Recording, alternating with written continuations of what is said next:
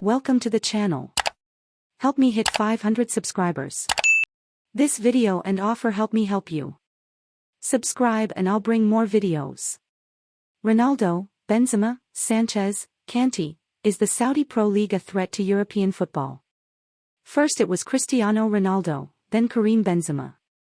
Next up could be Alexis Sanchez, N'Golo Kante and Wilfried Zaha. Note, when this is published these trades may be done. Saudi Arabia and the UAE have always been a region full of money.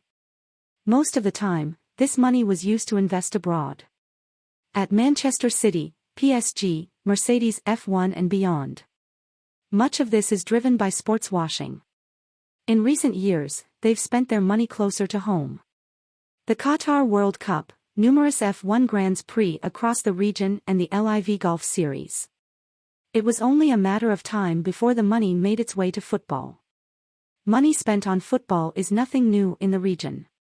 Bafétimbi Gomis and Odion Igalo are two of the top scorers in the last 3 seasons in the Saudi Pro League. And in recent years, we've seen a higher quality of players move into the area. David Ospina, Felipe Caicedo, Ever Banega, Jagors Krikowiak, Christian Teo, Mateus Pereira, Luis Gustavo and Vincent Abubakar are just some of the names that have passed through there in recent years. But what we've seen over the last few months and what could happen this summer will take them to a different level. Many of the players who went there before were not superstars. They were fairly average top-flight players who had decent, but not exceptional, careers in Europe. Cristiano Ronaldo changed that. Ronaldo is not only one of the greatest players of his generation, but also an all-time great player. His move to the Saudi Pro League was a big statement. His great rival, Lionel Messi, is being linked with a move ahead of closing a deal to go to the US. And they could team up with Sanchez and Kante. Benzema has already joined Ronaldo in the Middle East. All 5 would have been considered world-class during their peak. This has generated a lot of excitement from fans in that region, who are celebrating the arrival of these players as if it makes their leagues relevant. Not that. These players are past their peak and are basically moving to the region to drastically increase their retirement fund. It does not show a power shift from Europe to the Middle East, as I have seen some people claim. Most players heading to the region have had their day. They are no longer the force they used to be. And there was very little interest in any of them from top European clubs. A 35-year-old man moving to the Middle East isn't doing it to further his career, he's doing it for the money. Saudi Arabia is not the country to throw money at elderly players in hopes of making football in their country relevant, and putting bums into stadium seats. The North American Soccer League, NASL, was founded in 1968.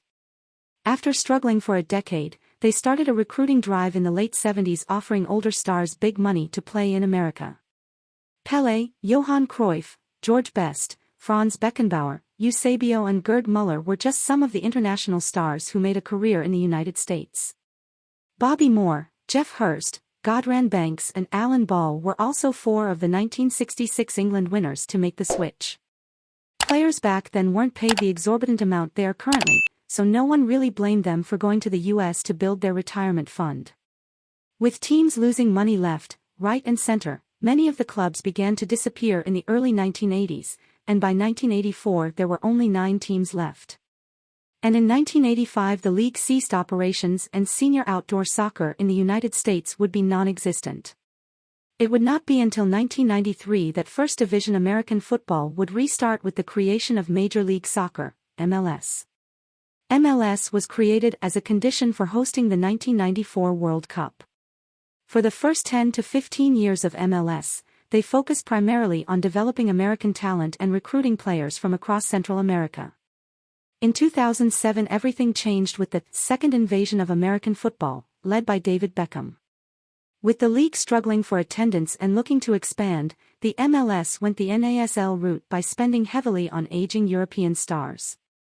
Beckham would join Thierry Henry, Robbie Keane, Juan Pablo Angel and Tim Cahill, among others. The US has continued to be a place where stars of yesteryear go. Wayne Rooney, David Villa and Zlatan Ibrahimovic are some of the more recent stars to make their way to the US before their retirement. What America's major league failed to do in any of its disguises is to recruit the best players who are at the top of their game.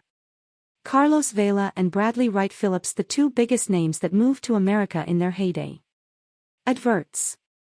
Report this AD. And where the United States leads, China often follows. The Chinese Super League was founded in 2004. It spent about 10 years trying to establish itself based on local players. As expected, this failed. In 2012, teams started to follow a new path, recruiting the likes of Didier Drogba and Nicolas Anelka.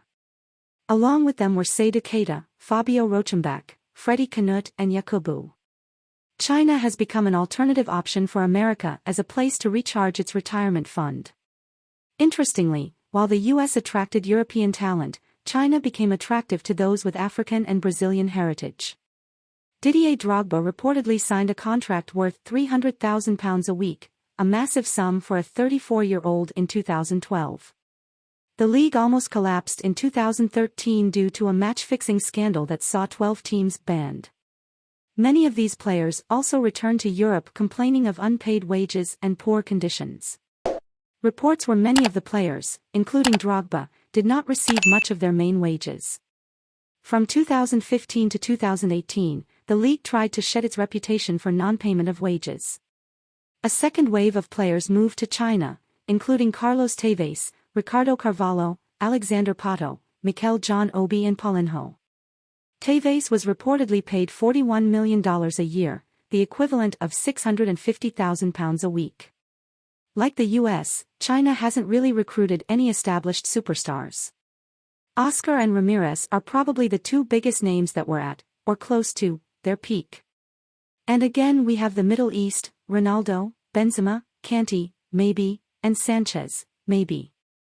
Old players, many far from their best, heading to warmer climates for a few years for a big payday. The Saudi Pro League has just become the new Chinese Super League, CSL. The CSL was the new MLS, which themselves were the new NASL. What the Saudis are currently doing is just history repeating itself. The NASL and MLS were unable to recruit any truly top players in their heyday. Players like Pelé, Best, Beckham and Henry only moved in the last 2 years of their careers. The tip of Tevez, Drogba, Anelka and Alexander Pato in European football also ended when they arrived in China.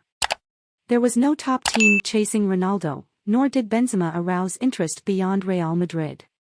Alexis Sanchez will be in his 5th club in 4 different countries in 6 seasons if he goes to the Saudi Pro League. Wilfried Zaha is 30 years old and still at the height of his powers, albeit nearing the end of his peak years. I'm sure he expected Arsenal, Tottenham, Chelsea or Manchester United to join him. Even Newcastle, West Ham or Liverpool would have represented a step ahead of Crystal Palace. But none of them knocked on his door. He was left with one option: stay at Palace or move to Saudi Arabia with big money. And it looks like he's choosing the Middle East. If Zaha moves to the Middle East, he will likely be the biggest relevant star to play there.